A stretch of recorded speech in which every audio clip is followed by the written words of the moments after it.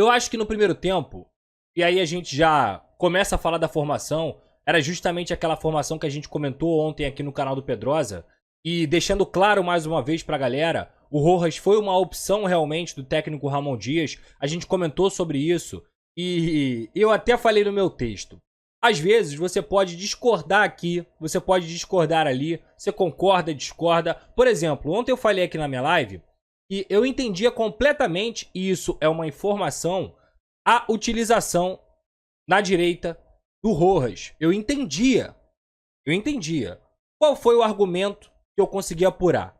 Que o Rojas é um jogador que tem uma contenção maior, ele fica mais do que o João Vitor, ele não vai muito ao ataque, e o Vasco começou com o Paulo Henrique, com o Rossi por aquele lado direito, que o Rojas tem um bom jogo aéreo, que o Rojas ele poderia ter um pouco mais de atenção dentro da Copa do Brasil em relação ao jogo que o João Vitor teve contra o Volta Redonda, onde ele realmente foi desatento. É fato, quem assistiu sabe que o João Vitor foi desatento, inclusive eu comentei isso na live, na transmissão no SBT. Agora, ontem eu também destaquei aqui, para quem assistiu a nossa live, que eu não concordava com essa opção. Que eu respeitava, que eu entendia completamente a ideia do treinador e quem tem que tomar as decisões é ele, mas eu não concordava, porque eu acho o João Vitor muito mais jogador do que o Rojas. E hoje a gente pôde ver também isso acontecendo. Mas no primeiro tempo, o que eu posso destacar aqui, principalmente dessa parte defensiva, é que não foi só o Rojas que fez uma partida ruim. A zaga do Vasco fez uma partida ruim. O Medel estava desatento e falhou no gol. O Léo falhou no gol. O Piton falhou no gol. O Paulo Henrique fez talvez um dos seus piores primeiros tempos com a camisa do Vasco da Gama. Então, o sistema defensivo inteiro do Vasco da Gama, não só o Rojas, foi muito mal no primeiro tempo.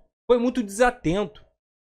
E quem me acompanha aqui, quem me acompanha no SBT, sabe que eu falei exatamente sobre essa questão da atenção do Vasco da Gama em jogos com times de menor expressão. Principalmente numa Copa do Brasil, onde é uma competição traiçoeira. É a competição mais traiçoeira do futebol brasileiro, sem dúvida alguma. Num jogo fora de casa, num gramado que não é tão bom, com um time que é encardido, que tem uma boa bola aérea. Então o meu maior medo, e eu falo isso desde sábado da partida contra o Volta Redonda, era o Vasco não ter atenção. Porque se você for pegar os números, por exemplo, ofensivos do Vasco no primeiro tempo, são bons números. Sabe quantas vezes o Vasco finalizou no gol no primeiro tempo? 5 de 8 finalizações possíveis. Chutou 8 vezes, 5 foram no gol e marcou 2 gols. Ofensivamente, o Vasco jogou bem. O Adson teve uma excelente participação, flutuando pela esquerda e fazendo o papel do Payet, sendo importante, errando, acertando, mas participando, se mostrando para o jogo, aparecendo, fazendo e substituindo o papel do Payet. Claro, é óbvio que ele não vai conseguir de forma alguma fazer o que o Payet faz, até porque pouquíssimos jogadores no mundo conseguem fazer o que o Payet faz. Mas dentro das limitações dele, dentro do que foi pedido pela comissão técnica, o Adson fez uma partida muito boa no primeiro tempo. Tanto é que ele consegue, inclusive, fazer o seu primeiro gol com a camisa do Vasco em um jogo difícil, naquele momento, quando estava 1-1 ainda. Outro destaque é o Rossi, pela assistência que ele deu no primeiro gol para o Verratti, uma assistência belíssima, uma leitura muito bem feita, dando a bola por trás do zagueiro e o Verratti conseguindo dar esse carrinho para poder fazer o gol dele. Inclusive, o 4º gol de Verratti nos últimos 3 jogos. Parou de fofoca novamente e, para mim, foi o melhor em campo do Vasco da Gama. Um jogo participativo, não só fez o gol, mas ele a todo momento vinha fazer o pivô. O primeiro gol do Vasco, inclusive, nasce de uma bola longa do Léo Jardim. O Léo Jardim faz o lançamento e ele consegue brigar para a bola sobrar para o Rossi. E ao mesmo tempo que ele brigou, ele se posicionou na frente para poder fazer o gol. Então o Verratti fez uma partida excelente. Uma das melhores partidas que ele fez com a camisa do Vasco, extremamente participativo e, como ele mesmo falou na última entrevista, tá 100% e quando ele tá 100%, ele consegue ser um cara muito importante pro Vasco da Gama. Então, pra mim, ele foi o melhor jogador do Vasco nessa partida contra o Marcílio Dias. Então, o que se viu do Vasco nesse primeiro tempo? Um time que funcionou ofensivamente, com o Adson, com o Rossi, com o Verratti, até o próprio Galdames, que com bola fez uma partida maravilhosa. Jogou demais também, principalmente no segundo tempo, inclusive com assistência para o David, mas sem bola ele precisa melhorar. Como o Vasco hoje estava com Paulo Henrique, Lucas Piton, Zé Gabriel e o Galdames no meio, esse buraco do Vasco da Gama nesse meio campo, principalmente na parte defensiva, ele ficou muito visível em relação ao primeiro tempo. E aí o Galdames, que repito, fez uma belíssima partida com bola, ele precisa melhorar sem bola. Ele precisa preencher esse meio campo. Porque senão o Zé Gabriel, que também tem os seus erros, não é nenhum primor defensivo, vai ficar sozinho no meio campo. E o Marcílio Dias, em muitos momentos, povoou aquele meio campo, assim como o Volta Redonda também fez no Campeonato Carioca. Então o Galdames hoje ele joga na vaga do Paulinho quando tem o quê? Quando tem o Zé Gabriel, joga ele na vaga do Paulinho e joga o Payet de meia. Hoje não, hoje só foram eles dois no meio campo. O Paulo Henrique na direita e o Piton na esquerda. E infelizmente, o que a gente também tem que destacar é que o Paulo Henrique e o Piton, que são dois laterais maravilhosos, são um dos melhores aí do Brasil na posição. O Lucas Piton, pra mim, hoje é o melhor lateral esquerdo do Brasil. Eles não foram bem no jogo de hoje.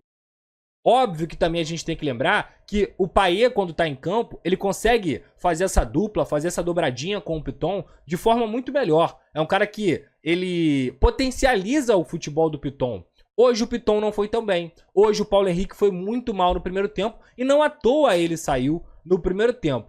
E aí que a gente tem que pontuar. E aí que a gente tem que classificar novamente aqui o que eu falei. Os craques do Vasco se chamam Ramon Dias e Emiliano Dias. Por quê, Pedrosa? Time que tá ganhando não se mexe. Esse é um ditado que você já deve ter escutado várias vezes. Deixa eu dar esse recado aqui da Simples Reserva. Deixa o seu like. Pega esse recado aí da Simples Reserva. A Simples Reserva é a nova parceira do canal do Pedrosa e ela tem um conceito que o nome já traduz. Simples. É roupa de qualidade sem preço astronômico.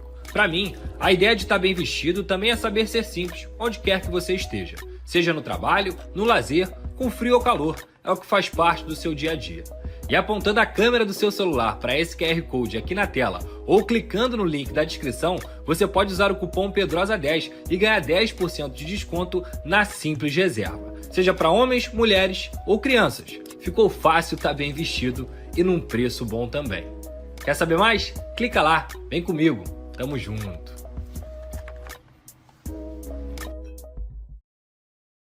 Então tá aí, lá na Simples Reserva você tem 10% de desconto com o cupom PEDROSA10. Tá vendo esse QR Code aqui, ó, que aparece aqui toda hora na live? É só você apontar sua câmera e lá na Simples Reserva, no site, você escolhe sua roupa, fica bonitão, fica bem trajado e ainda ganha 10% de desconto com o cupom PEDROSA10. Se você não conseguir apontar sua câmera do QR Code, o link tá aqui na descrição da Simples Reserva, beleza? Dentro do futebol. Esse ditado não existe pro Ramon Dias e pro Emiliano Dias. Não existe, sabe por quê? O Vasco sai no primeiro tempo fazendo uma partida abaixo do esperado, principalmente na parte defensiva. Fazendo uma partida de desatenção. Inclusive no final do primeiro tempo, uma sucessão de erros ali do Paulo Henrique, do Medel, do Rojas. E que, obviamente, se você ficou bolado aí, você que é vascaíno, você que assistiu o jogo, você pode ter certeza que o Ramon e o Emiliano também ficaram até mais. Porque você pode cobrar tudo deles. Você pode discordar, concordar, mas eles estão ali na beira do campo incomodados, cobrando excelência o tempo inteiro. Então, esse negócio de que time que tá ganhando não se mexe, não existe pro Ramon Dias. O que é que ele fez no segundo tempo? Ele sai da formação 3-4-3, que foi a utilizada com a ausência do Payet, e ele vai para 4-3-3. Ah, Pedrosa, ele fez isso de maluco? Não. Ele fez isso porque essa é uma formação completamente treinada. É uma formação que o time está adaptado. E aí o que ele faz? Coloca o Matheus Carvalho em campo. E esse é um jogador que a gente vai comentar aqui, que vem jogando a cada partida melhor. Vem aumentando o seu nível, vem se mostrando uma grata surpresa novamente e vem sendo um cara que está pleiteando uma vaga nesse time titular. Matheus Carvalho é um bom jogador. É um cara que tem que ser destacado aqui, porque é tranquilo com a bola, compete, melhorou muito o time do Vasco com a entrada dele. E aí ele vai para o 4-3-3 e ele utiliza o quê? Coloca também o Sforza de primeiro volante, solta um pouco o Matheus Carvalho, não só para fazer essa saída de bola, mas também para apoiar um pouco mais o lado esquerdo e melhorar também o jogo ali com o Piton.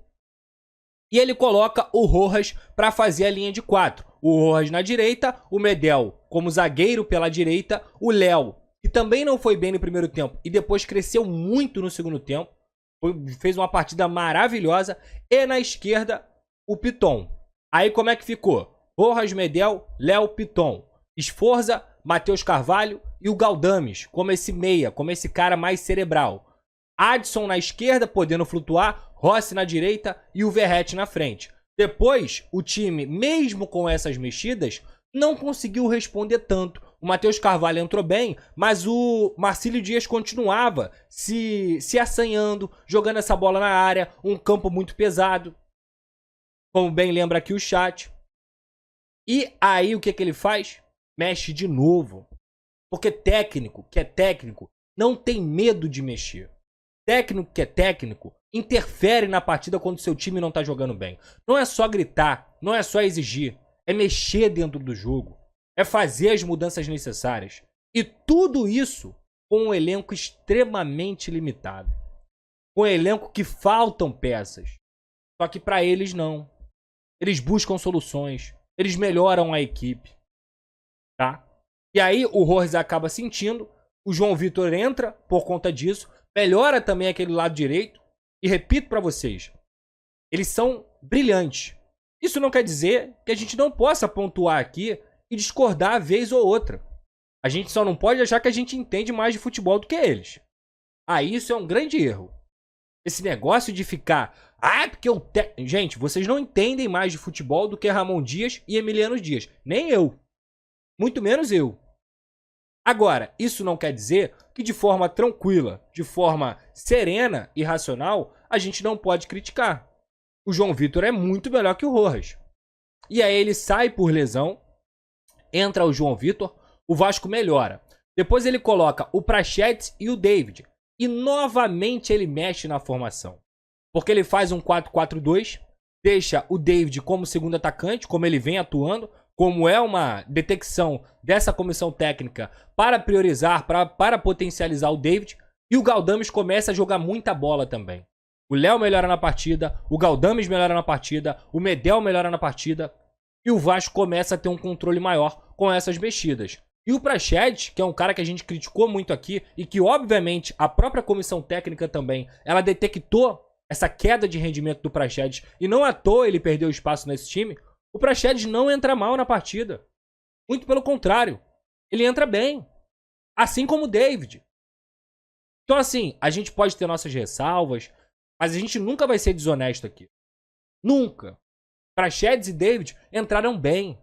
Mexidas de Ramon Dias e Emiliano Dias que surtiram efeito. E aí o Galdames, que já tinha subido de rendimento no segundo tempo, acha uma bola sensacional, perfeita entre os zagueiros do Marcílio Dias. O David se coloca à frente, bate cruzado e faz o terceiro gol do Vasco. Aí a classificação está muito bem encaminhada. Então o que eu quero trazer aqui e que é o principal ponto que a gente tem que destacar? Se o Vasco tem craques hoje, eles se chamam Ramon Dias e Emiliano Dias. Se o torcedor do Vasco não tem medo de tragédias hoje, é por conta do técnico. Porque eu vi uma onda de derrotismo por parte da torcida. De que, meu Deus, sem o Payet, acabou. Gente, primeiro, o Vasco tem a obrigação de vencer o Marcílio Dias. O Vasco teve só torcida ao lado. O Vasco é time grande. E é essa mentalidade vencedora que o Ramon e o Emiliano implantam, não só no elenco, mas que eles falam pra torcida. Pra você que é derrotista, pra você que é pessimista, para com isso, irmão. Para com isso. Pensa positivo, mentalidade positiva. Isso tem que ser colocado dentro de campo.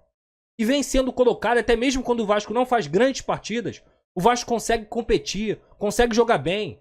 E dificilmente você vai ver um Vasco jogando mal os 90 minutos, porque eles vão mexer.